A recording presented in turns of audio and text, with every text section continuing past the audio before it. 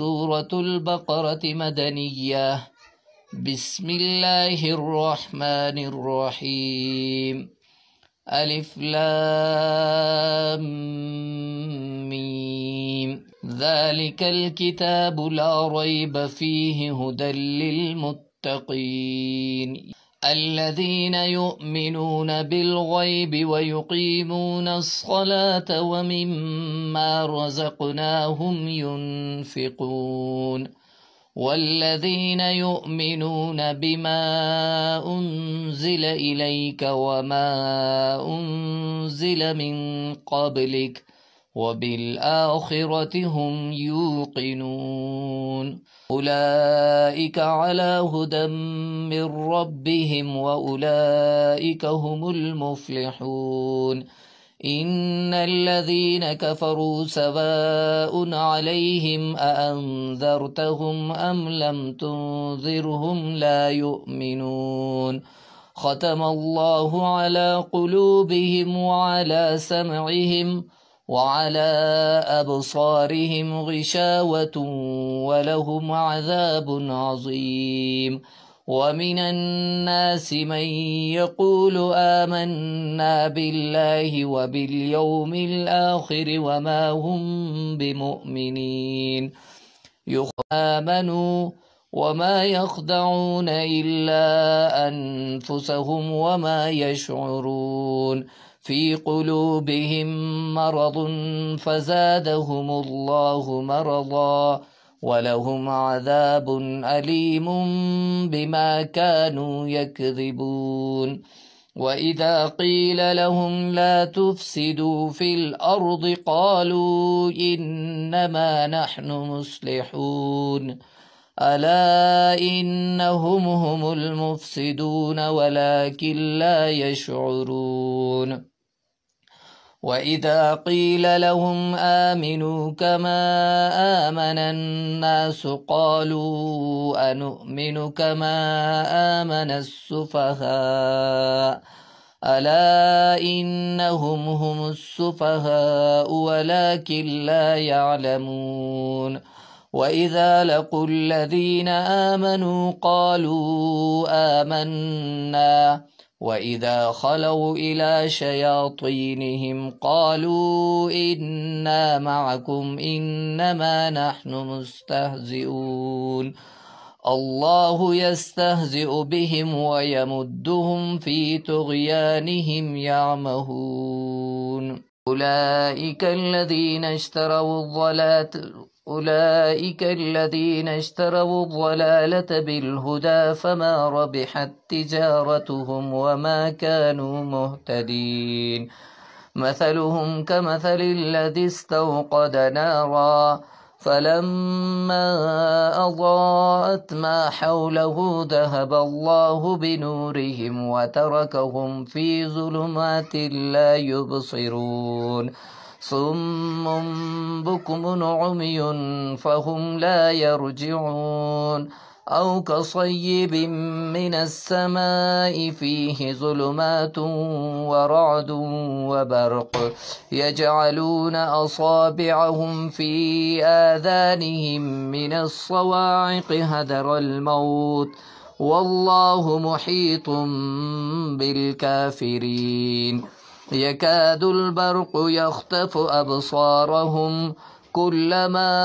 أضاء لهم مشوا فيه وإذا أظلم عليهم قاموا ولو شاء الله لذهب بسمعهم وأبصارهم إن الله على كل شيء قدير يا أيها الناس اعبدوا ربكم الذي خلقكم والذين من قبلكم لعلكم تتقون الذي جعل لكم الأرض فراشا والسماء بناء وأنزل من السماء ماء فأخرج به من الثمرات رزقا لكم فلا تجعلوا لله أندادا وأنتم تعلمون وإن كنتم في ريب مما نزلنا على عبدنا فأتوا بسورة من مثله وادعوا شهداءكم من دون الله إن كنتم صادقين. فإن لم تفعلوا ولن تفعلوا فاتقوا النار التي وقودها الناس والحجارة أعدت للكافرين. وبشر الذين آمنوا وعملوا الصالحات أن لهم جنات تجري من تحتها الأنهار كلما رزقوا منها من ثمرة رزقا قالوا هذا الذي رزقنا من قبل وأتوا به متشابها ولهم فيها أزواج مطهرة وهم فيها خالدون. إن الله لا يستحيي أن يضرب مثلا ما بعوضة فما فوقها فأما الذين آمنوا فيعلمون أنه الحق من ربهم وأما الذين كفروا فيقولون ماذا أراد الله بهذا مثلا يضل به كثيرا ويهدي به كثيرا وما يضل به إلا الفاسقين الذين ينقضون عهد الله من بعد ميثاقه ويقطعون ما أمر الله به أن يوصل ويفسدون في الأرض أولئك هم الخاسرون. كيف تكفرون بالله وكنتم أمواتا فأحياكم ثم يميتكم ثم يحييكم ثم إليه ترجعون. هو الذي خلق لكم ما في الأرض جميعا ثم استوى إلى السماء فسواهن 7 سماوات وهو بكل شيء عليم. وإذ قال ربك للملائكة إني جاعل في الأرض خليفة قالوا أتجعل فيها من يفسد فيها ويسفك الدماء ونحن نسبح بحمدك ونقدس لك قال إني أعلم ما لا تعلمون. وعلم آدم الأسماء كلها ثم عرضهم على الملائكة فقال أنبئوني بأسماء هؤلاء إن كنتم صادقين. قالوا سبحانك لا علم لنا إلا ما علمتنا شئتما ولا تقربا هذه الشجرة فتكونا من الظالمين. فأزلهما الشيطان عنها فأخرجهما مما كانا فيه وقلنا اهبطوا بعضكم لبعض عدو ولكم في الأرض مستقر ومتاع إلى حين. فتلقى آدم من ربه كلمات فتاب عليه إنه هو التواب الرحيم إنك أنت العليم الحكيم. قال يا آدم أنبئهم بأسمائهم فلما أنبأهم بأسمائهم قال ألم أقل لكم إني أعلم غيب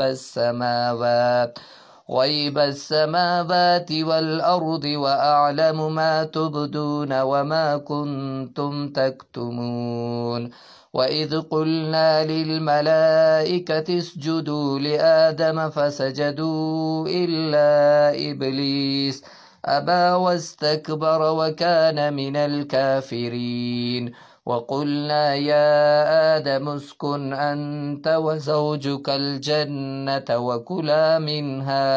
وكلا منها إنها لكبيرة إلا على الخاشعين الذين يظنون أنهم ملاقو ربهم وأنهم إليه راجعون يا بني إسرائيل اذكروا نعمتي التي أنعمت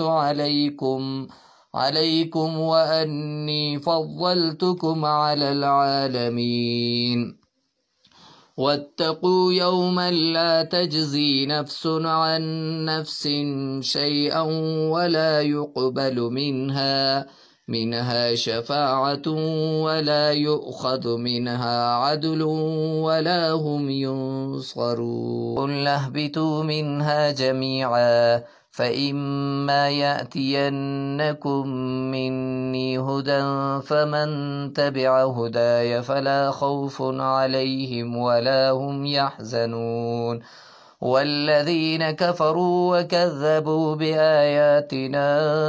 أولئك أصحاب النار هم فيها خالدون يا بني إسرائيل اذكروا نعمتي التي أنعمت عليكم وأوفوا بعهدي أوف بعهدكم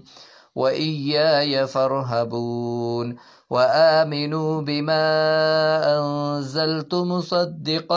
إنها لكبيرة إلا على الخاشعين الذين يظنون أنهم ملاقو ربهم وأنهم إليه راجعون يا بني إسرائيل اذكروا نعمتي التي أنعمت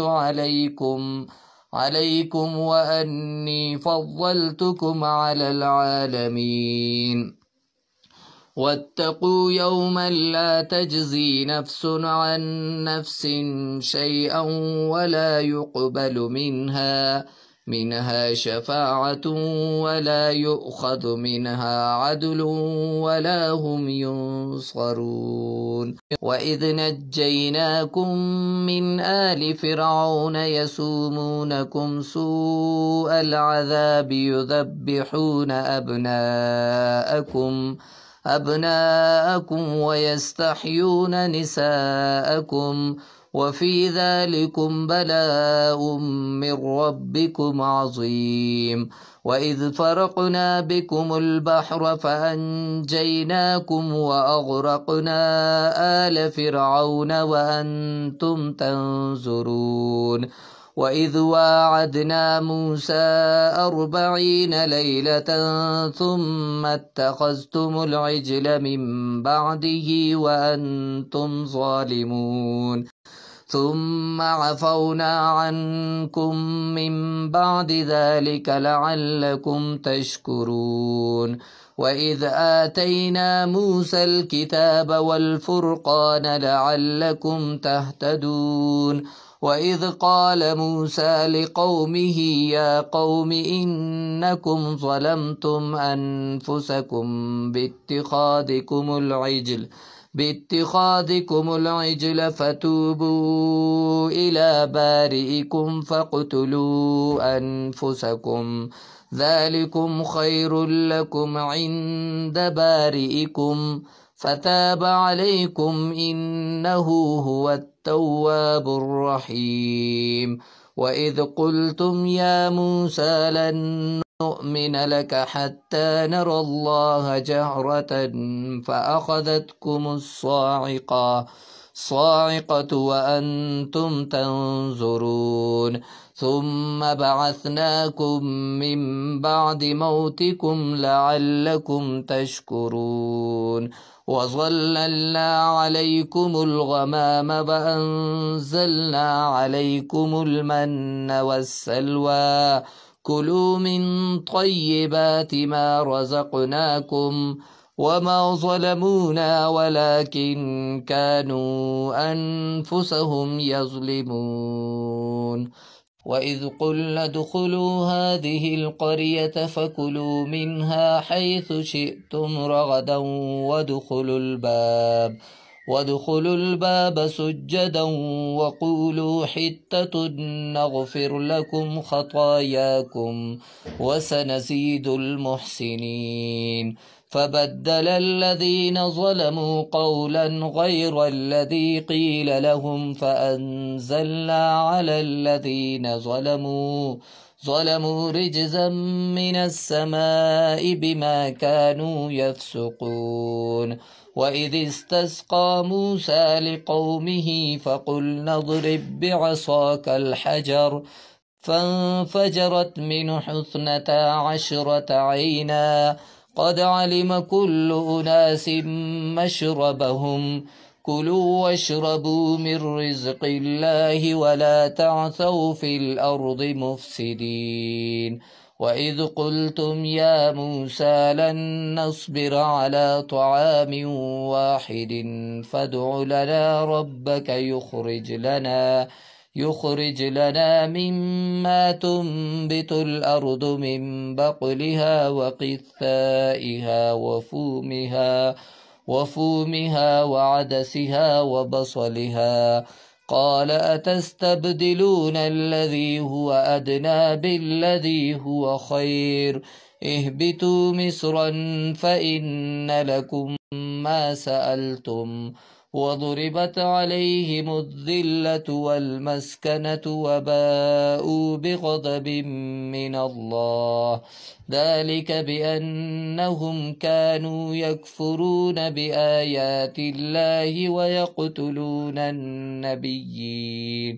ويقتلون النبيين بغير الحق ذلك بما عصوا وكانوا يعتدون. إن الذين آمنوا والذين هادوا والنصارى والصابئين من آمن بالله واليوم الآخر وعمل صالحا فلهم أجرهم عند ربهم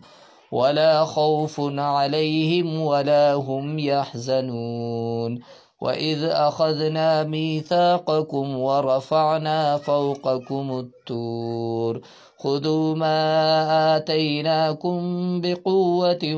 واذكروا ما فيه لعلكم تتقون ثم توليتم من بعد ذلك فلولا فضل الله عليكم ورحمته لكنتم من الخاسرين. ولقد علمتم الذين اعتدوا منكم في السبت فقلنا لهم كونوا قردة خاسئين فجعلناها نكالا لما بين يديها وما خلفها وموعظة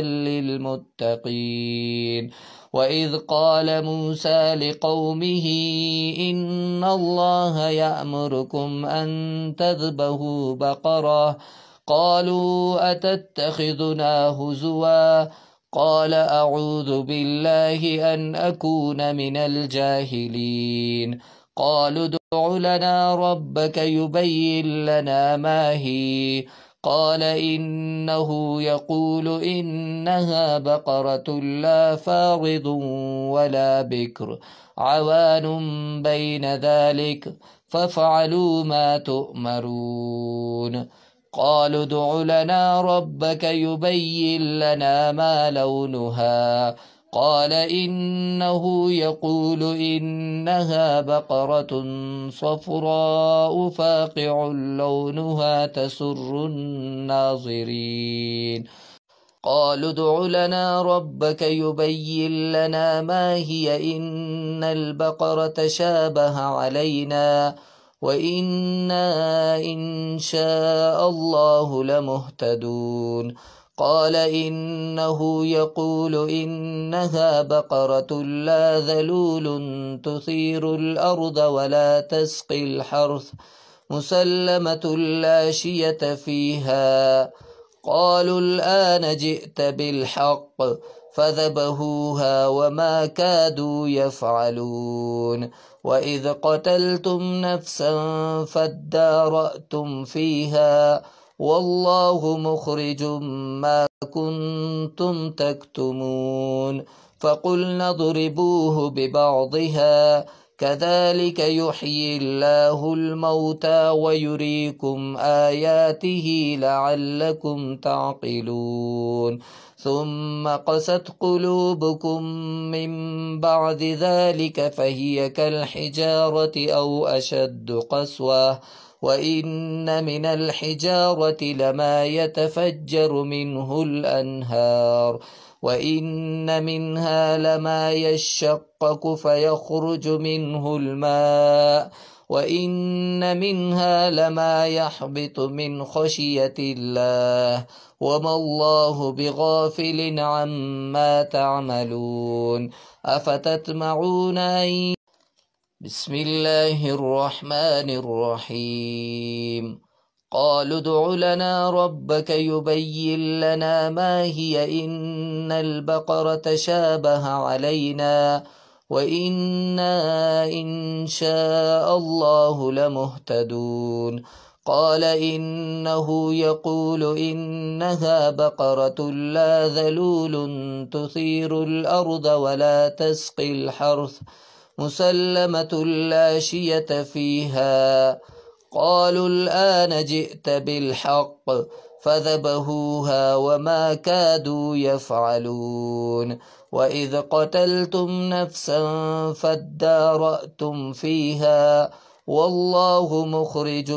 ما كنتم تكتمون فقلنا اضربوه ببعضها كذلك يحيي الله الموتى ويريكم آياته لعلكم تعقلون ثم قست قلوبكم من بعد ذلك فهي كالحجارة أو أشد قسوة وإن من الحجارة لما يتفجر منه الأنهار وإن منها لما يشقق فيخرج منه الماء وإن منها لما يحبط من خشية الله وما الله بغافل عما تعملون أفتطمعون أن يؤمنوا لكم وقد كان فريق منهم يسمعون كلام الله ثم يحرفونه من بعد ما عقلوه وهم يعلمون وإذا لقوا الذين آمنوا قالوا آمنا وإذا خلا بعضهم إلى بعض قالوا أتحدثونهم بما فتح الله عليكم ليحاجوكم به عند ربكم أفلا تعقلون وقالوا لن تمسنا النار إلا أياما معدودة قل أتخذتم عند الله عهدا فلن يخلف الله عهده أم تقولون على الله ما لا تعلمون بلى من كسب سيئة وأحاطت به خطيئته فأولئك أصحاب النار هم فيها خالدون والذين آمنوا وعملوا الصالحات أولئك أصحاب الجنة هم فيها خالدون وإذ أولا يعلمون أن الله يعلم ما يسرون وما يعلنون ومنهم أميون لا يعلمون الكتاب إلا أماني وإن هم إلا يظنون فويل للذين يكتبون الكتاب بأيديهم ثم يقولون هذا من عند الله ليشتروا به ثمنا قليلا فويل لهم مما كتبت أيديهم وويل لهم مما يكسبون. وقالوا لن تمسنا النار إلا أياما معدودة قل أتخذتم عند الله عهدا فلن يخلف الله عهده أم تقولون على الله ما لا تعلمون بلى من كسب سيئة وأحاطت به خطيئته فأولئك أصحاب النار هم فيها خالدون. والذين آمنوا وعملوا الصالحات أولئك أصحاب الجنة هم فيها خالدون. وإذ أخذنا ميثاق بني إسرائيل لا تعبدون إلا الله وبالوالدين إحسانا وذي القربى واليتامى والمساكين وقولوا للناس حسنا وأقيموا الصلاة وآتوا الزكاة ثم توليتم إلا قليلا منكم وأنتم معرضون. وإذ أخذنا ميثاقكم لا تسفكون دماءكم ولا تخرجون أنفسكم من دياركم ثم أقررتم وأنتم تشهدون. ثم أنتم هؤلاء تقتلون أنفسكم وتخرجون فريقا منكم من ديارهم تظاهرون عليهم بالإثم والعدوان وإن يأتوكم أسارى تفادوهم وهو محرم عليكم إخراجهم أفتؤمنون ببعض الكتاب وتكفرون ببعض فما جزاء من يفعل ذلك منكم إلا خزي في الحياة الدنيا ويوم القيامة يردون إلى أشد العذاب وما الله بغافل عما تعملون. أولئك الذين اشتروا الحياة الدنيا بالآخرة فلا يخفف عنهم العذاب ولا هم ينصرون. ولقد آتينا موسى الكتاب وقفينا من بعده بالرسل وآتينا عيسى ابن مريم البينات وأيدناه بروح القدس أفكلما جاءكم رسول بما لا تهوى أنفسكم استكبرتم ففريقا كذبتم وفريقا تقتلون. وقالوا قلوبنا غلف بل لعنهم الله بكفرهم فقليلا ما يؤمنون. ولما جاءهم كتاب من عند الله مصدق لما معهم وكانوا من قبل يستفتحون على الذين كفروا فلما جاءهم ما عرفوا كفروا به فلعنة الله على الكافرين. بئس ما اشتروا به أنفسهم أن يكفروا بما أنزل الله بغيا أن ينزل الله من فضله على من يشاء من عباده فباءوا بغضب على غضب وللكافرين عذاب مهين. وإذا قيل لهم آمنوا بما أنزل الله قالوا نؤمن بما أنزل علينا ويكفرون بما وراءه بما وراءه وهو الحق مصدقا لما معهم قل فلم تقتلون أنبياء الله من قبل إن كنتم مؤمنين ولقد جاءكم موسى بالبينات ثم اتخذتم العجل من بعده وأنتم ظالمون وإذا ورفعنا فوقكم الطور خذوا ما آتيناكم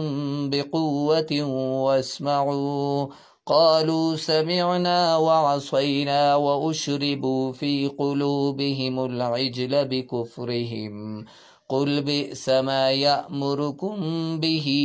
إيمانكم إن كنتم مؤمنين قل إن كانت لكم الدار الآخرة عند الله خالصة من دون الناس فتمنوا الموت إن كنتم صادقين ولن يتمنوه أبدا بما قدمت أيديهم والله عليم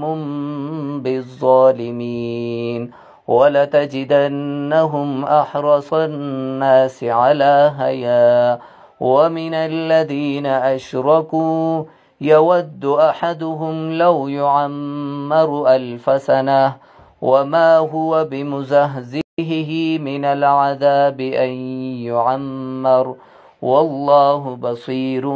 بما يعملون قل من كان عدوا لجبريل فإنه نزله على قلبك بإذن الله مصدقا لما بين يديه وهدى وبشرى للمؤمنين من كان عدوا لله وملائكته ورسله وجبريل وميكال فإن الله عدو للكافرين ولقد أنزلنا إليك آيات بينات وما يكفر بها إلا الفاسقون أو كلما عاهدوا عهدا نبذه فريق منهم بل أكثرهم لا يؤمنون ولما جاءهم رسول من عند الله مصدق لما معهم نبذ فريق من الذين أوتوا الكتاب كتاب الله وراء ظهورهم كأنهم لا يعلمون واتبعوا ما تتلو الشياطين على ملك سليمان وما كفر سليمان ولكن الشياطين كفروا يعلمون الناس السحر وما أنزل على الملكين ببابل هاروت وماروت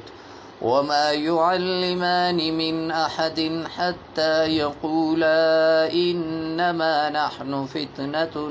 فلا تكفر فيتعلمون منهما ما يفرقون به بين المرء وزوجه وما هم بضارين به من أحد إلا بإذن الله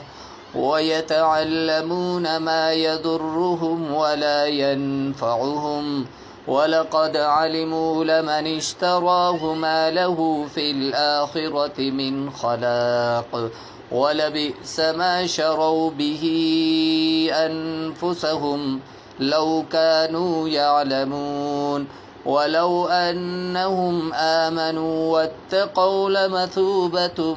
من عند الله خير لو كانوا يعلمون يا أيها الذين آمنوا لا تقولوا راعنا وقولوا انظرنا واسمعوا وللكافرين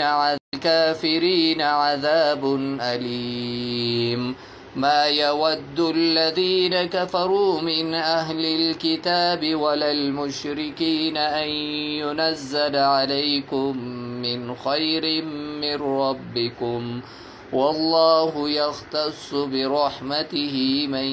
يشاء، والله ذو الفضل العظيم. ما ننسخ من آية أو ننسها نأت بخير منها أو مثلها، ألم تعلم أن الله على كل شيء قدير؟ ألم تعلم أن الله له ملك السماوات والأرض، وما لكم من دون الله من ولي ولا نصير؟ أم تريدون أن تسألوا رسولكم كما سئل موسى من قبل، ومن يتبدل الكفر بالإيمان فقد ضل سواء السبيل. ود كثير من أهل الكتاب لو يردونكم من بعد إيمانكم كفارا حسدا من عند أنفسهم من بعد ما تبين لهم الحق، فاعفوا واصفحوا حتى يأتي الله بأمره، إن الله على كل شيء قدير. وأقيموا الصلاة وآتوا الزكاة، وما تقدموا لأنفسكم من خير تجدوه عند الله، إن الله بما تعملون بصير. وقالوا لن يدخل الجنة إلا من كان هودا أو نصارى، تلك أمانيهم، قل هاتوا برهانكم إن كنتم صادقين. بلى من أسلم وجهه لله وهو محسن فله أجره عند ربه، ولا خوف عليهم ولا هم يحزنون. وقالت اليهود ليست النصارى على شيء، وقالت النصارى ليست اليهود على شيء وهم يتلون الكتاب، كذلك قال الذين لا يعلمون مثل قولهم، فالله يحكم بينهم يوم القيامة فيما كانوا فيه يختلفون. ومن أظلم ممن منع مساجد الله أن يذكر فيها اسمه وسعى في خرابها، أولئك ما كان لهم أن يدخلوها إلا خائفين، لهم في الدنيا خزي ولهم في الآخرة عذاب عظيم. ولله المشرق والمغرب، فأينما تولوا فثم وجه الله، إن الله واسع عليم. وقالوا اتخذ الله ولدا سبحانه بل له ما في السماوات والأرض، كل له قانتون. بديع السماوات والأرض، وإذا قضى أمرا فإنما يقول له كن فيكون. وقال الذين لا يعلمون لولا يكلمنا الله أو تأتينا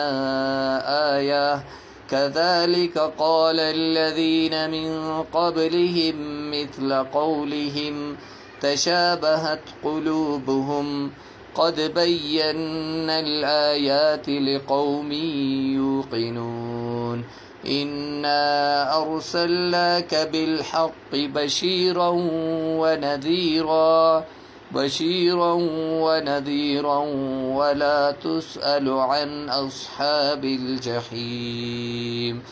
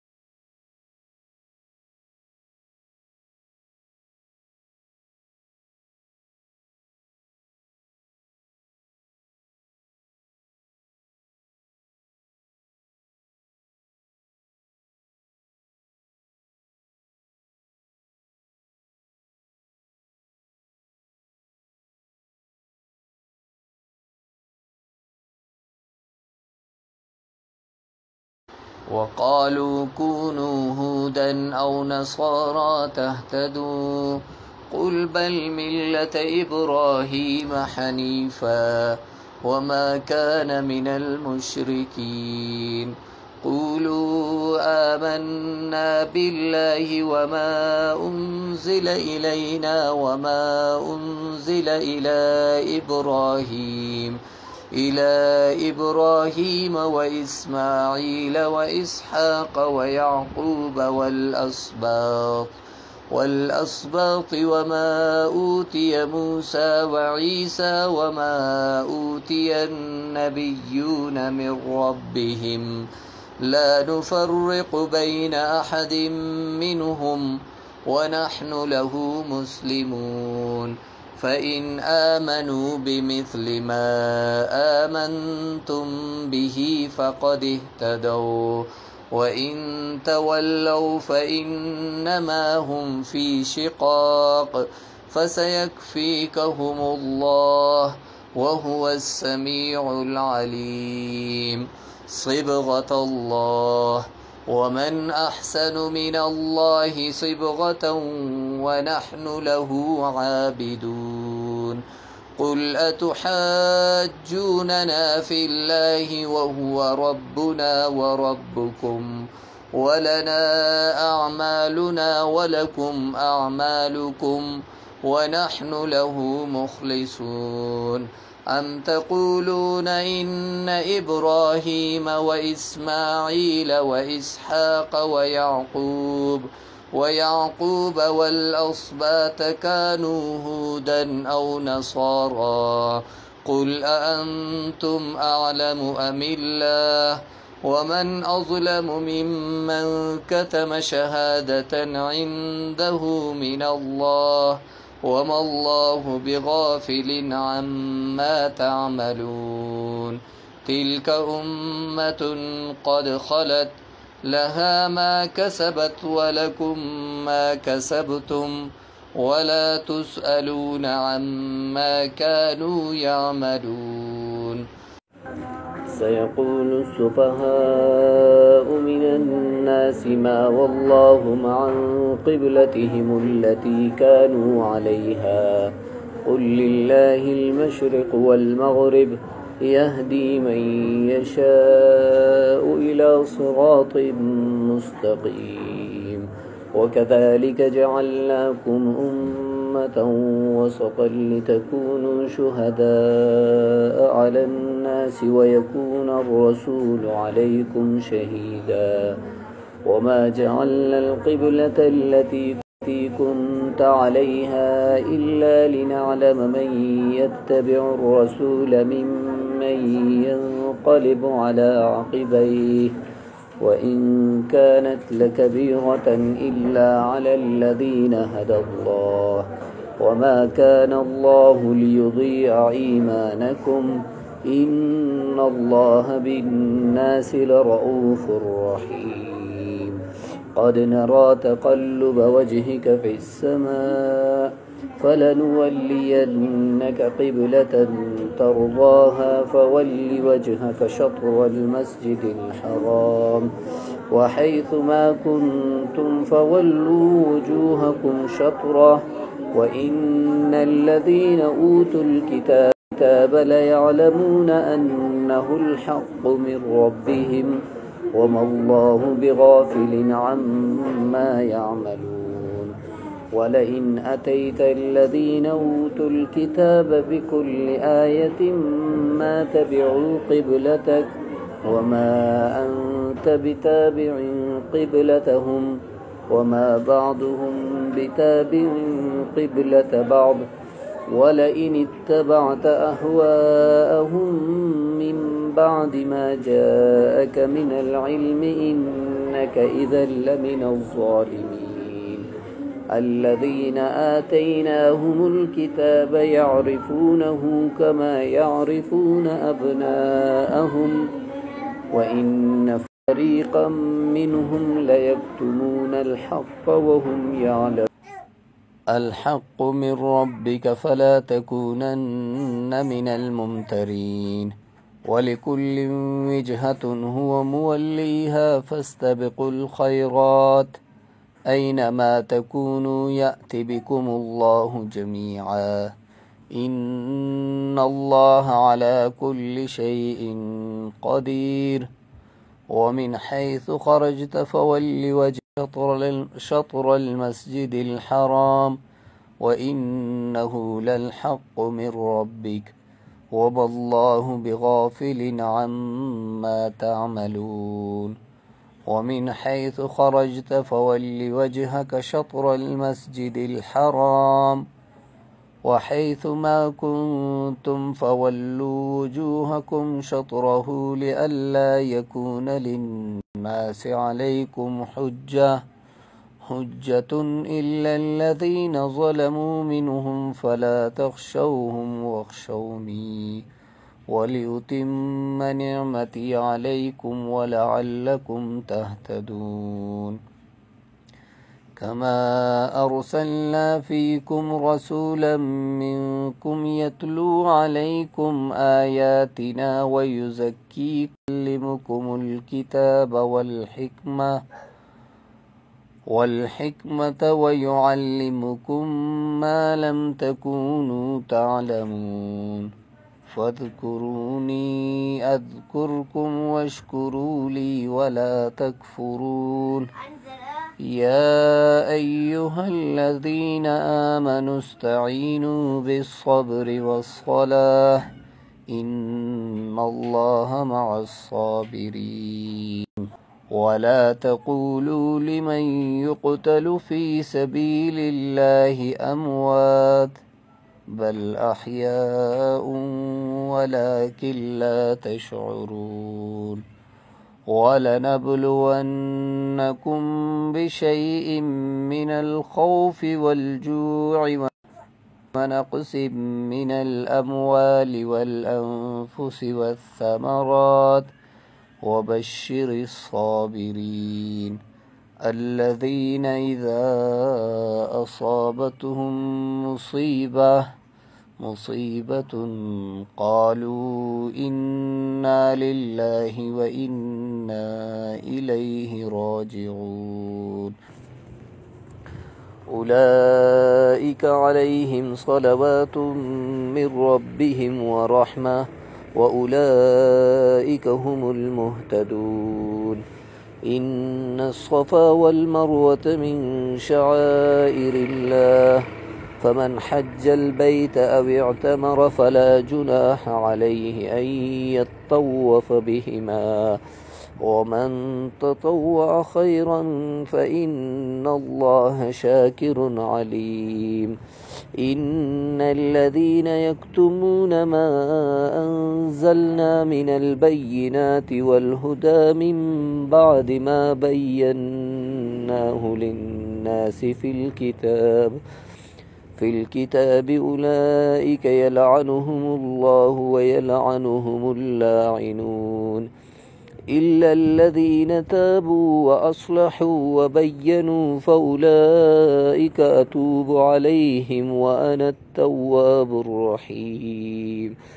إن الذين كفروا وماتوا وهم كفار أولئك عليهم لعنة الله والملائكة والناس أجمعين خالدين فيها لا يخفف عنهم العذاب ولا هم ينظرون وإلهكم إله واحد لا إله إلا هو الرحمن الرحيم إن في خلق السماوات والأرض واختلاف الليل والنهار والفلك التي تجري في البحر بما ينفع الناس وما أنزل الله من السماء من ماء فأحيا به الأرض بعد موتها وبث فيها من كل دابة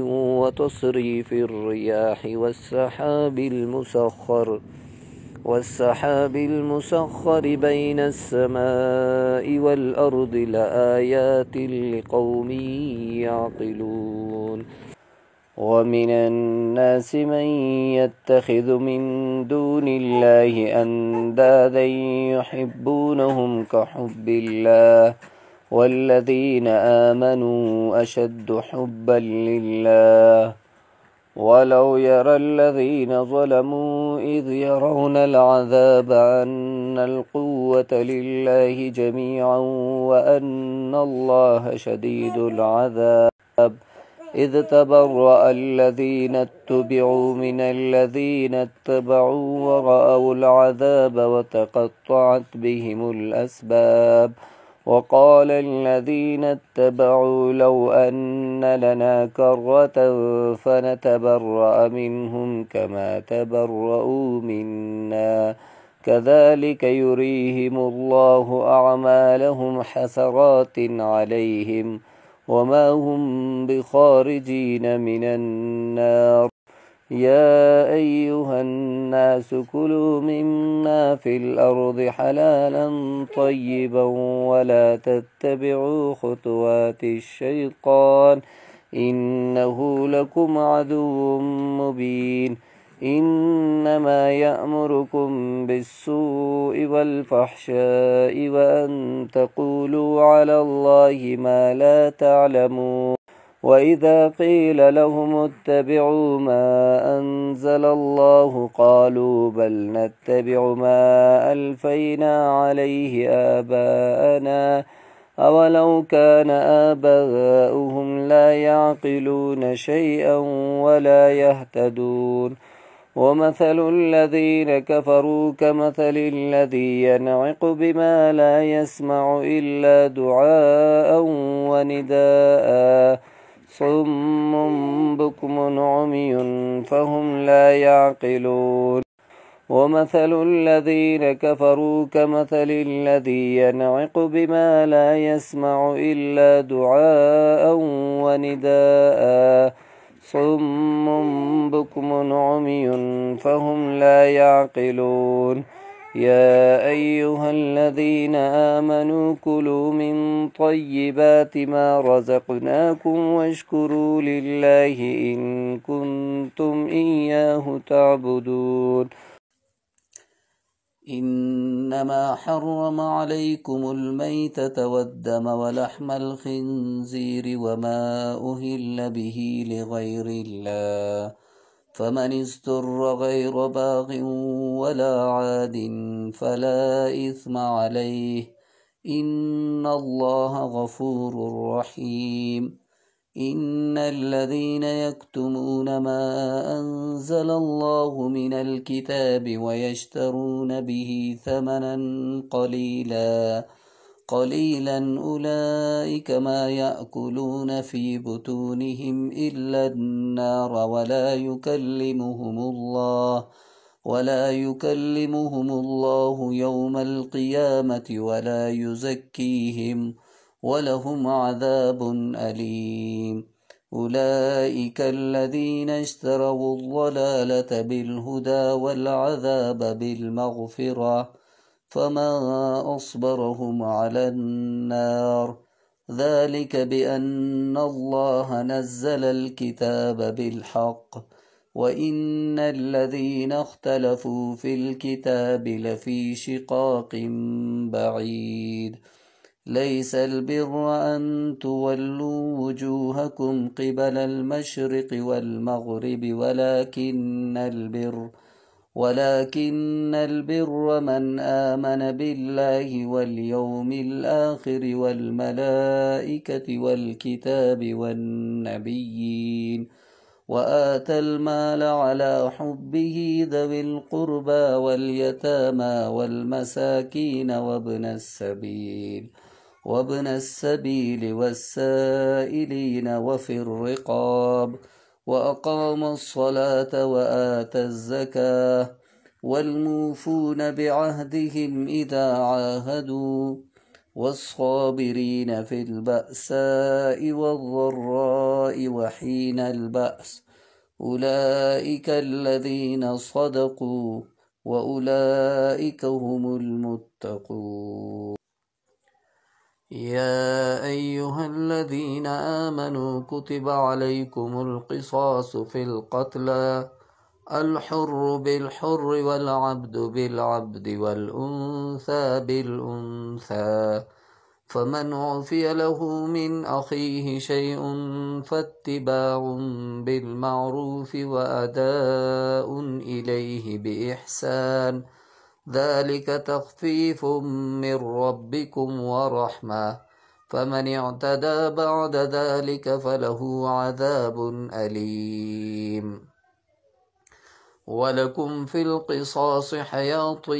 يا أولي الألباب لعلكم تتقون. كتب عليكم إذا حضر أحدكم الموت إن ترك خيرا الوصية للوالدين والأقربين بالمعروف حقا على المتقين، فمن بدله بعدما سمعه فإنما إثمه على الذين يبدلونه، إن الله سميع عليم. فمن خاف من موص جنفا أو إثما فأصلح بينهم فلا إثم عليه، إن الله غفور رحيم. يا أيها الذين آمنوا كتب عليكم الصيام كما كتب على الذين من قبلكم لعلكم تتقون، أياما معدودات، فمن كان منكم مريضا أو على سفر فعدة من أيام أخر، وعلى الذين يطيقونه فدية طعام مسكين، فمن تطوع خيرا فهو خير له، وأن تصوموا خير لكم إن كنتم تعلمون. شهر رمضان الذي أنزل فيه القرآن هدى للناس وبينات من الهدى والفرقان، فمن شهد منكم الشهر فليصمه، ومن كان مريضا أو على سفر فعدة من أيام أخر، يريد الله بكم اليسر ولا يريد بكم العسر، ولتكملوا العدة ولتكبروا الله على ما هداكم ولعلكم تشكرون. وإذا سألك عبادي عني فإني قريب أجيب دعوة الداع إذا دعاني فليستجيبوا لي وليؤمنوا بي لعلهم يرشدون. أحل لكم ليلة الصيام الرفث إلى نسائكم هن لباس لكم وأنتم لباس لهن، علم الله أنكم كنتم تختانون أنفسكم فتاب عليكم وعفى عنكم، فالآن باشروهن وابتغوا ما كتب الله لكم وكلوا واشربوا حتى يتبين لكم الخيط الأبيض من الخيط الأسود من الفجر، ثم أتموا الصيام إلى الليل، ولا تباشروهن وأنتم عاكفون في المساجد، تلك حدود الله فلا تقربوها، كذلك يبين الله آياته للناس لعلهم يتقون. ولا تأكلوا أموالكم بينكم بالباطل وتدلوا بها إلى الحكام لتأكلوا فريقا من أموال الناس بالإثم وأنتم تعلمون. يسألونك عن الأهلة قل هي مواقيت للناس والحج وليس البر بأن تأتوا البيوت من ظهورها ولكن البر من اتقى وأتوا البيوت من أبوابها واتقوا الله لعلكم تفلحون وقاتلوا في سبيل الله الذين يقاتلونكم ولا تعتدوا إن الله لا يحب المعتدين وقتلوهم حيث ثقفتموهم وأخرجوهم من حيث أخرجوكم والفتنة أشد من القتل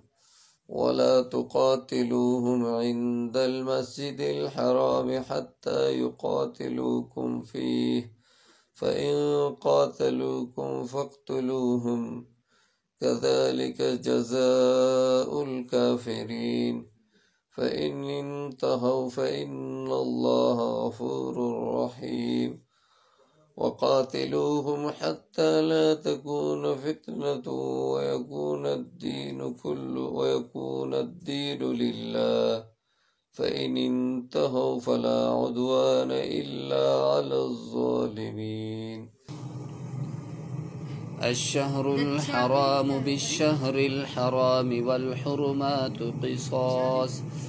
فمن اعتدى عليكم فاعتدوا عليه بمثل ما اعتدى عليكم واتقوا الله واعلموا أن الله مع المتقين وأنفقوا في سبيل الله ولا تلقوا بأيديكم إلى التهلكة وأحسنوا إن الله يحب المحسنين وأتموا الحج والعمرة لله فإن أحسرتم فما استيسر من الهدي ولا تحلقوا رؤوسكم حتى يبلغ الهدي مهلا فمن كان منكم مريضا أو به أذى من رأسه ففدية من صيام أو صدقة أو نسك فإذا أمنتم فمن تمتع بالعمرة إلى الحج فما استيسر من الهدي فمن لم يجد فصيام 3 أيام في الحج و7 إذا رجعتم تلك 10 كاملة ذلك لمن لم يكن أهله حاضر المسجد الحرام واتقوا الله واعلموا أن الله شديد العقاب الحج أشهر معلومات فمن فرض فيهن الحج فلا رفث ولا فسوق ولا جدال في الحج وما تفعلوا من خير يعلمه الله وتزودوا فإن خير الزاد التقوى واتقون يا أولي الألباب ثم أفيضوا من حيث أفاض الناس واستغفروا الله إن الله غفور رحيم فإذا قضيتم مناسككم فاذكروا الله كذكركم آباءكم أو أشد ذكرا فمن الناس من يقول ربنا آتنا في الدنيا وما له في الآخرة من خلاق ومنهم من يقول ربنا آتنا في الدنيا حسنة وفي الآخرة حسنة وقنا عذاب النار أولئك لهم نصيب مما كسبوا والله سريع الحساب واذكروا الله في أيام معدودات فمن تعجل في يومين فلا إثم عليه ومن تأخر فلا إثم عليه لمن اتقى واتقوا الله واعلموا أنكم إليه تحشرون. ومن الناس من يعجبك قوله في الحياة الدنيا ويشهد الله على ما في قلبه وهو ألد الخصام، وإذا تولى سعى في الأرض ليفسد فيها ويهلك الحرث والنسل، والله لا يحب الفساد. وإذا قيل له اتق الله أخذته العزة بالإثم فحسبه جهنم ولبئس المهاد. ومن الناس من يشري نفسه ابتغاء مرضات الله، والله رؤوف بالعباد. يا أيها الذين آمنوا ادخلوا في السلم كافة ولا تتبعوا خطوات الشيطان إنه لكم عدو مبين. فإن زللتم من بعد ما جاءتكم البينات فاعلموا أن الله عزيز حكيم. هل ينظرون إلا أن يأتيهم الله في زلل من الغمام والملائكة وقضي الأمر وإلى الله ترجع الأمور. سل بني إسرائيل كم آتيناهم من آية بينة ومن يبدل نعمة الله من بعد ما جاءته فإن الله شديد العقاب. زين للذين كفروا الحياة الدنيا ويسخرون من الذين آمنوا والذين اتقوا فوقهم يوم القيامة والله يرزق من يشاء بغير حساب. كان الناس أمة واحدة فبعث الله النبيين مبشرين ومنذرين وأنزل معهم الكتاب بالحق ليحكم بين الناس فيما اختلفوا فيه وما اختلف فيه إلا الذين أوتوه من بعد ما جاءتهم البينات بغيا بينهم فهدى الله الذين آمنوا لما اختلفوا فيه من الحق بإذنه والله يهدي من يشاء إلى صراط مستقيم. أم حسبتم أن تدخلوا الجنة ولما يأتكم مثل الذين خلوا من قبلكم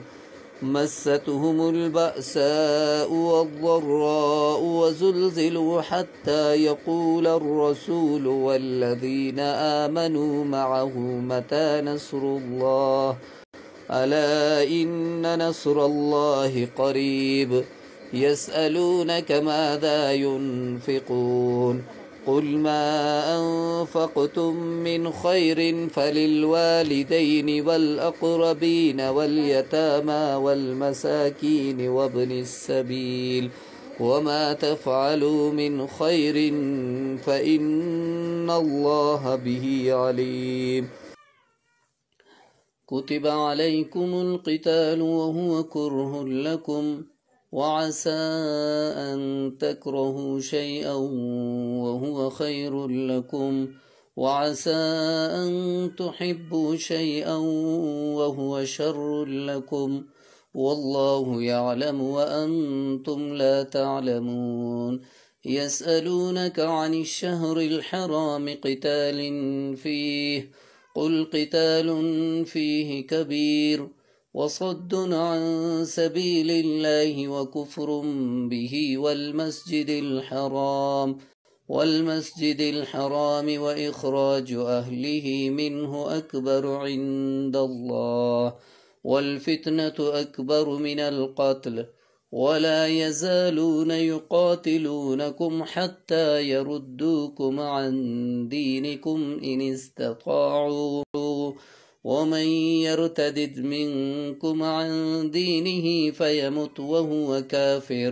وهو كافر فأولئك حبطت أعمالهم في الدنيا والآخرة وأولئك أصحاب النار هم فيها خالدون يسألونك عن الخمر والميسر قل فيهما إثم كبير ومنافع للناس وإثمهما أكبر من نفعهما ويسألونك ماذا ينفقون قل العفو كذلك يبين الله لكم الآيات لعلكم تتفكرون ولا تنكحوا المشركات حتى يؤمن ولأمة مؤمنة خير من مشركة ولو أعجبتكم ولا تنكحوا المشركين حتى يؤمنوا ولعبد مؤمن خير من مشرك ولو أعجبكم أولئك يدعون إلى النار والله يدعو إلى الجنة والمغفرة بإذنه ويبين آياته للناس لعلهم يتذكرون ويسألونك عن المحيض قل هو أذى فاعتزلوا النساء في المحيض ولا تقربوهن حتى يطهرن فإذا تطهرن فأتوهن من حيث أمركم الله إن الله يحب التوابين ويحب المتطهرين نساؤكم حرث لكم فأتوا حرثكم أنى شئتم وقدموا لأنفسكم واتقوا الله واعلموا أنكم ملاقوه وبشر المؤمنين ولا تجعلوا الله عرضة لأيمانكم أن تبروا وتتقوا وتصلحوا بين الناس والله سميع عليم لا يؤاخذكم الله باللغو في أيمانكم ولكن يؤاخذكم بما كسبت قلوبكم والله غفور حليم للذين يؤلون من نسائهم تربص 4 أشهر فإن فاءوا فإن الله غفور رحيم وإن عزموا الطلاق فإن الله سميع عليم والمطلقات يتربصن بأنفسهن 3 قروء ولا يحل لهن أن يكتمن ما خلق الله في أرحامهن إن كن يؤمن بالله واليوم الآخر وبعولتهن أحق بردهن في ذلك إن أرادوا إصلاحا ولهن مثل الذي عليهن بالمعروف وللرجال عليهن درجة والله عزيز حكيم الطلاق 2 فإمساك بمعروف أو تسريح بإحسان ولا يحل لكم أن تأخذوا مما آتيتموهن شيئا إلا أن يخافا ألا يقيما حدود الله فإن خفتم ألا يقيما حدود الله فلا جناح عليهما فيما افتدت به تلك حدود الله فلا تعتدوها ومن يتعد حدود الله فأولئك هم الظالمون. فإن طلقها فلا تحل له من بعد حتى تنكح زوجا غيره، فإن طلقها فلا جناح عليهما أن يتراجعا إن ظنا أن يقيما حدود الله، وتلك حدود الله يبينها لقوم يعلمون.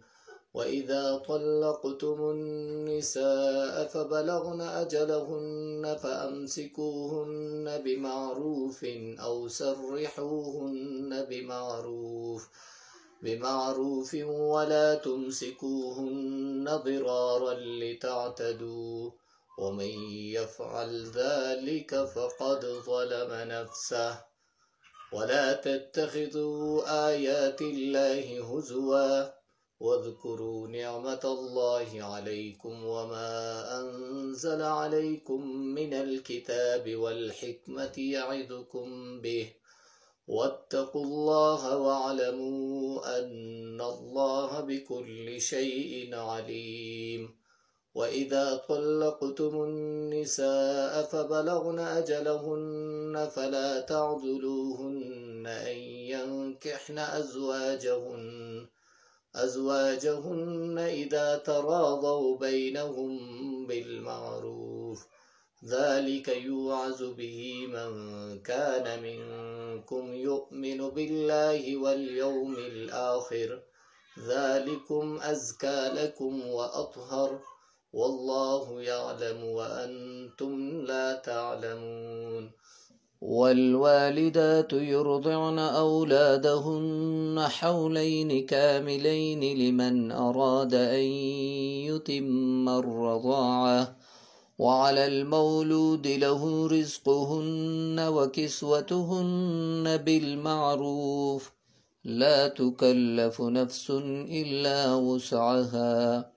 لا تضار والدة بولدها ولا مولود له بولده، وعلى الوارث مثل ذلك، فإن أرادا فصالا عن تراض منهما وتشاور فلا جناح عليهما. وإن أردتم أن تسترضعوا أولادكم فلا جناح عليكم إذا سلمتم ما آتيتم بالمعروف، واتقوا الله واعلموا أن الله بما تعملون بصير. والذين يتوفون منكم ويذرون أزواجا يتربصن بأنفسهن 4 أشهر وعشرا، فإذا بلغن أجلهن فلا جناح عليكم فيما فعلن في أنفسهن بالمعروف، والله بما تعملون خبير.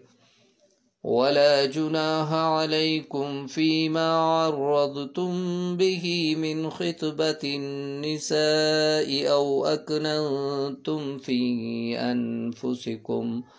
علم الله أنكم ستذكرونهن ولكن لا تواعدوهن سرا إلا أن تقولوا قولا معروفا، ولا تعزموا عقدة النكاح حتى يبلغ الكتاب أجله، واعلموا أن الله يعلم ما في أنفسكم فاحذروا، واعلموا أن الله غفور حليم. لا جناح عليكم إن طلقتم النساء ما لم تمسوهن أو تفرضوا لهن فريضة ومتعوهن على الموسع قدره وعلى المقتر قدره متاعا بالمعروف، حقا على المحسنين. وإن طلقتموهن من قبل أن تمسوهن وقد فرضتم لهن فريضة فنصف ما فرضتم إلا أن يعفون أو يعفو الذي بيده عقدة النكاح وأن تعفوا أقرب للتقوى ولا تنسوا الفضل بينكم إن الله بما تعملون بصير حافظوا على الصلوات والصلاة الوسطى وقوموا لله قانتين فإن خفتم فرجالا أو ركبانا فإذا أمنتم فاذكروا الله كما علمكم ما لم تكونوا تعلمون والذين يتوفون منكم ويذرون أزواجا وصية لأزواجهم متاعا إلى الحول غير إخراج فإن خرجن فلا جناح عليكم فيما فعلن في أنفسهن من معروف والله عزيز حكيم وللمطلقات متاع بالمعروف حقا على المتقين كذلك يبين الله لكم آياته لعلكم تعقلون ألم تر إلى الذين خرجوا من ديارهم وهم ألوف حذر الموت فقال لهم الله موتوا ثم أحياهم إن الله لذو فضل على الناس ولكن أكثر الناس لا يشكرون وقاتلوا في سبيل الله واعلموا أن الله سميع عليم من ذا الذي يقرض الله قرضا حسنا فيضاعفه له أضعافا كثيرة والله يقبض ويبسط وإليه ترجعون ألم تر إلى الملأ من بني إسرائيل من بعد موسى إذ قالوا لنبي له ابعث لنا ملكا نقاتل في سبيل الله قال هل عسيتم إن كتب عليكم القتال ألا تقاتلوا قالوا وما لنا ألا نقاتل في سبيل الله وقد أخرجنا من ديارنا وأبنائنا فلما كتب عليهم القتال تولوا إلا قليلا منهم والله عليم بالظالمين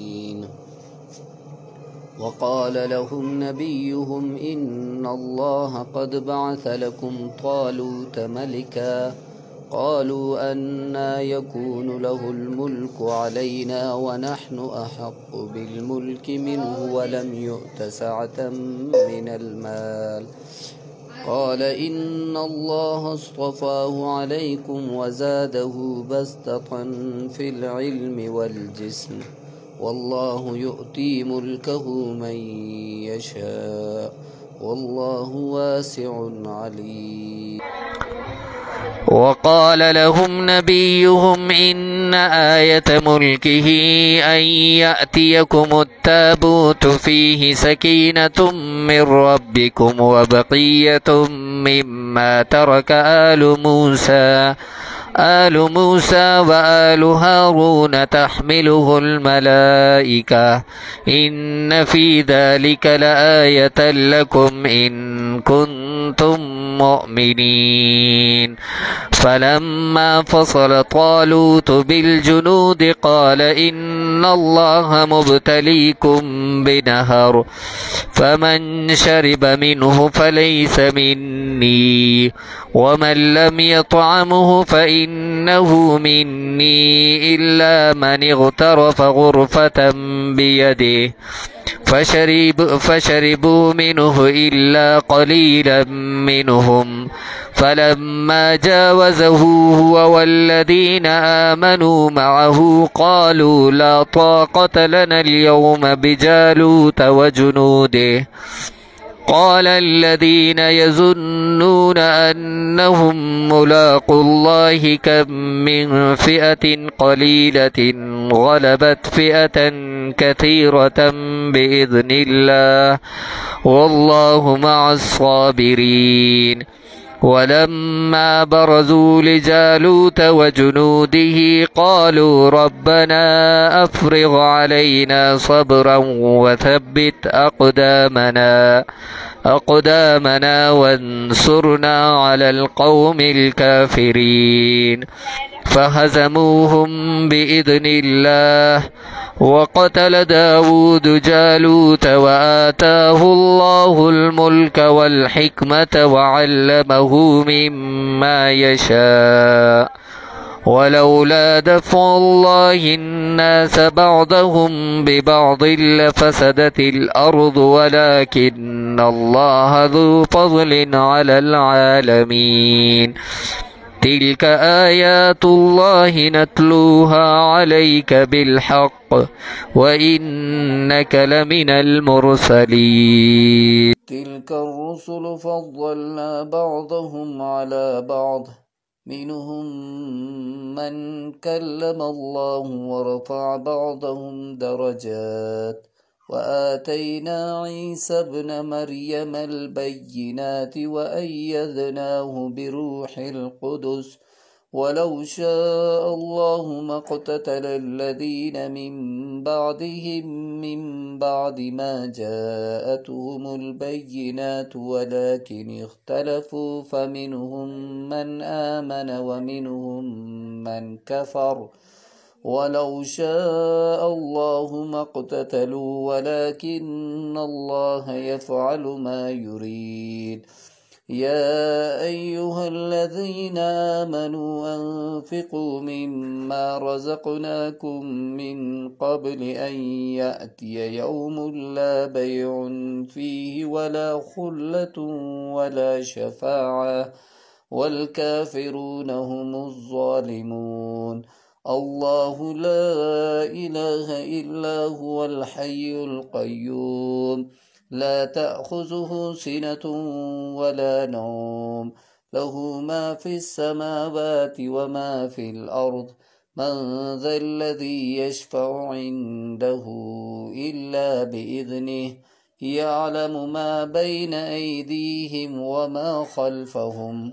ولا يحيطون بشيء من علمه إلا بما شاء وسع كرسيه السماوات والأرض ولا يؤوده حفظهما وهو العلي العظيم. لا إكراه في الدين قد تبين الرشد من الغي فمن يكفر بالطاغوت ويؤمن بالله فقد استمسك بالعروة الوثقى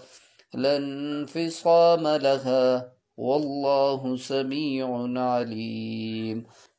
الله ولي الذين آمنوا يخرجهم من الظلمات إلى النور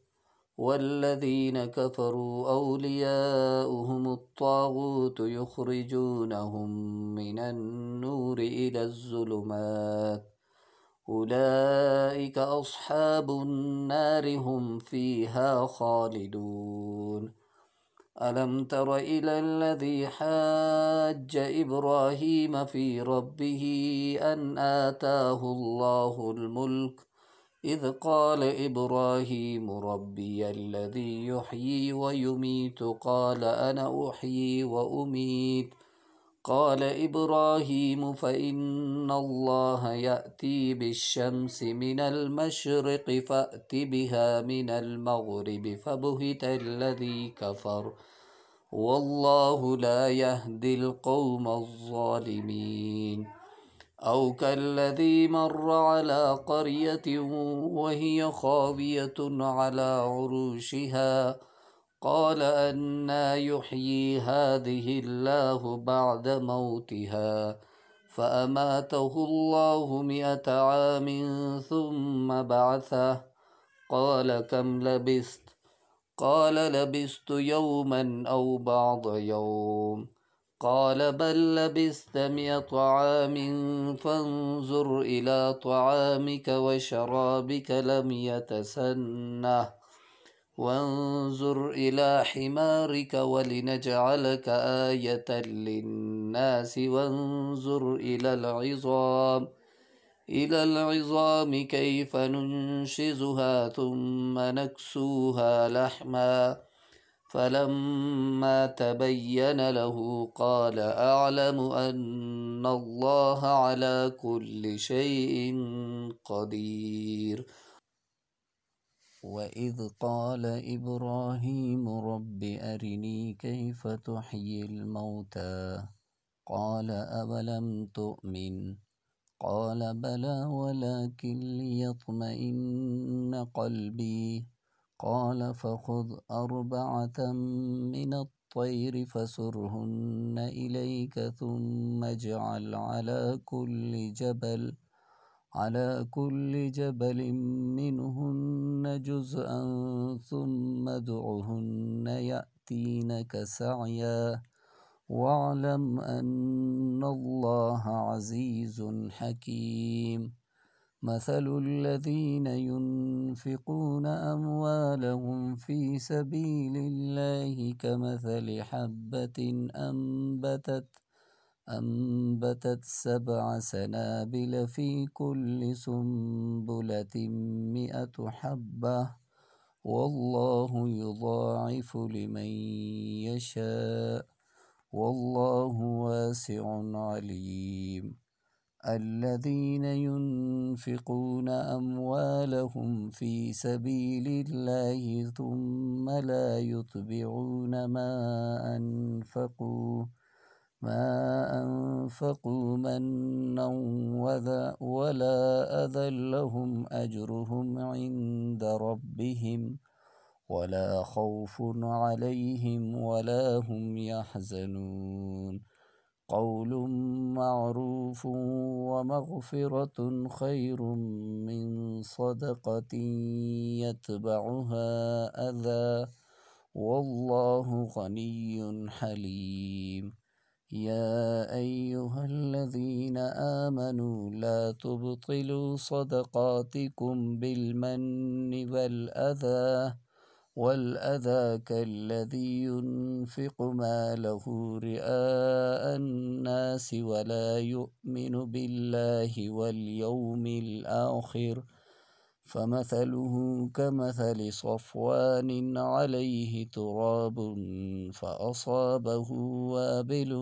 فتركه صلدا لا يقدرون على شيء مما كسبوا والله لا يهدي القوم الكافرين. ومثل الذين ينفقون أموالهم ابتغاء مرضات الله وتثبيتا من أنفسهم كمثل جنة بربوة أصابها وابل فآتت أكلها ضعفين فإن لم يصبها وابل فطل والله بما تعملون بصير. أيود أحدكم أن تكون له جنة من نخيل وأعناب تجري من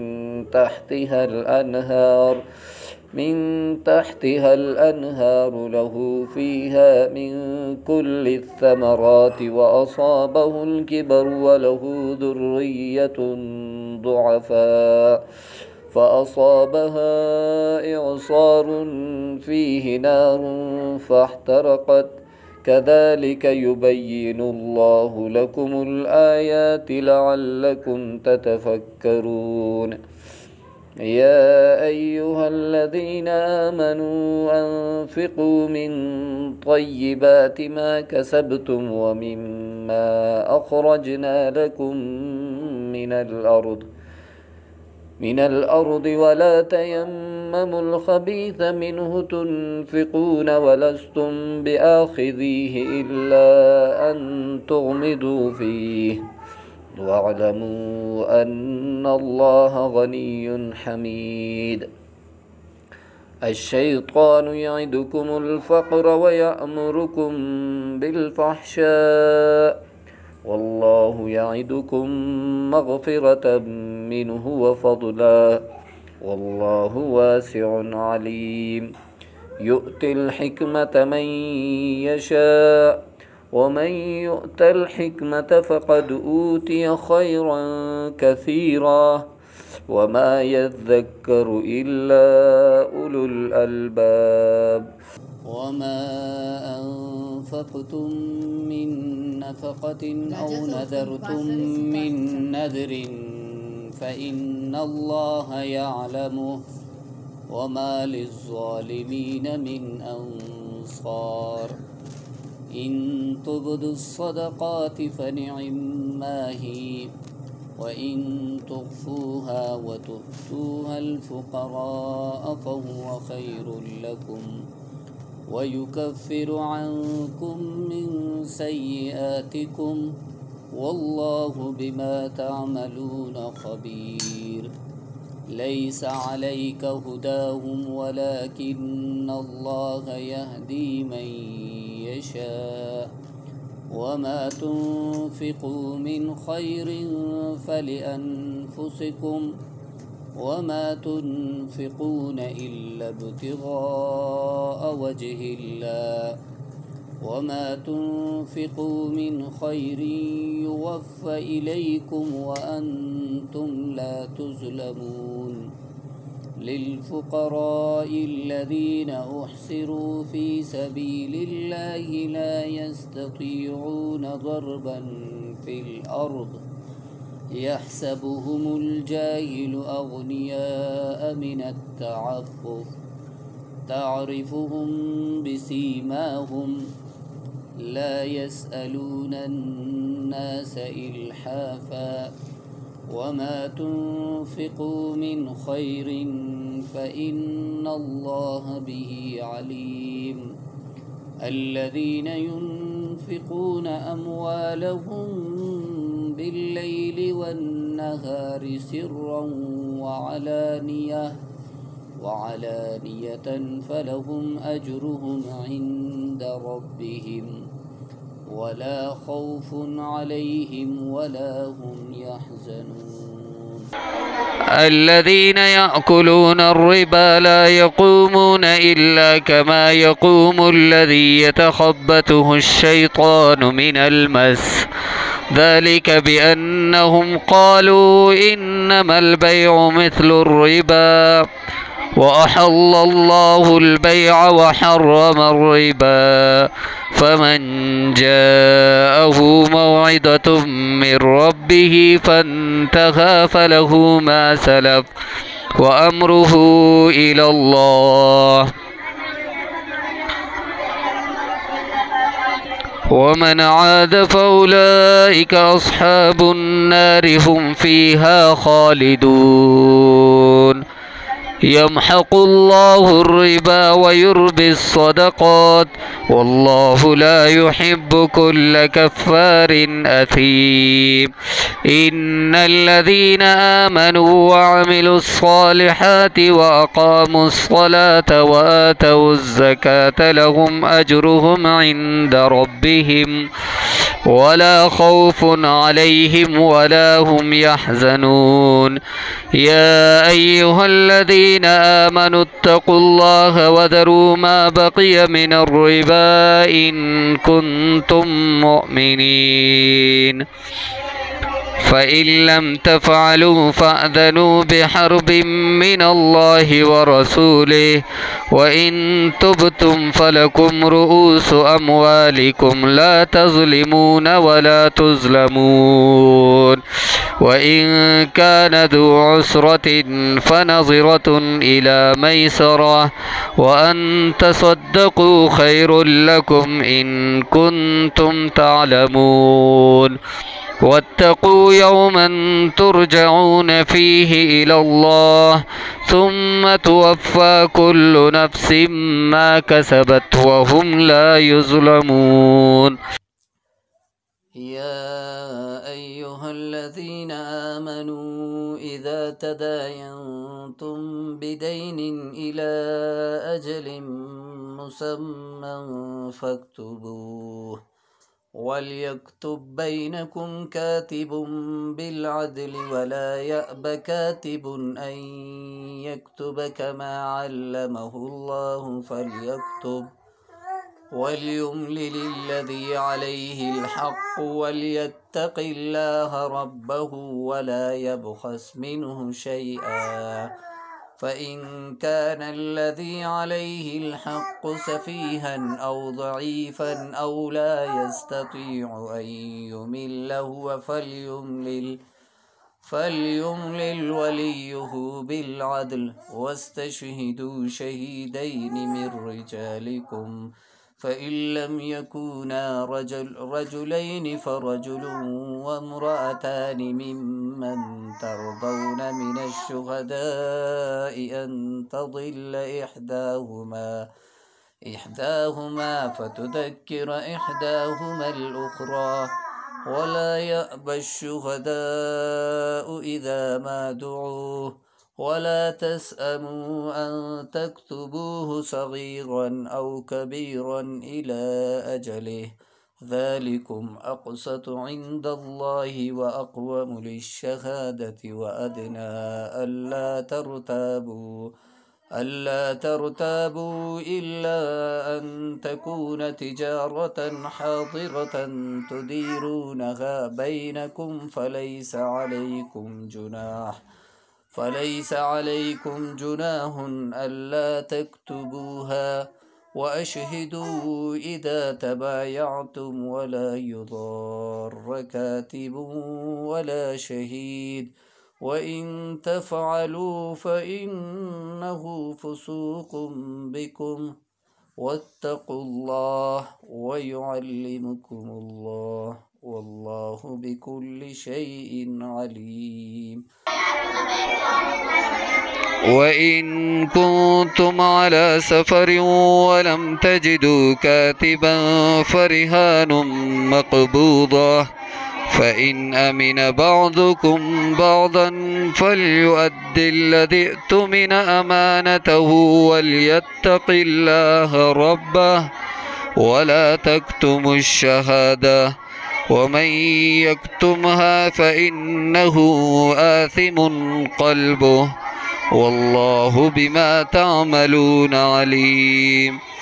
لله ما في السماوات وما في الأرض وإن تبدوا ما في أنفسكم أو تخفوه يحاسبكم به الله فيغفر لمن يشاء ويعذب من يشاء والله على كل شيء قدير. آمن الرسول بما أنزل إليه من ربه والمؤمنون كل آمن بالله وملائكته وكتبه ورسله لا نفرق بين أحد من رسله وقالوا سمعنا وأطعنا غفرانك ربنا وإليك المصير. لا يكلف الله نفسا إلا وسعها لها ما كسبت وعليها ما اكتسبت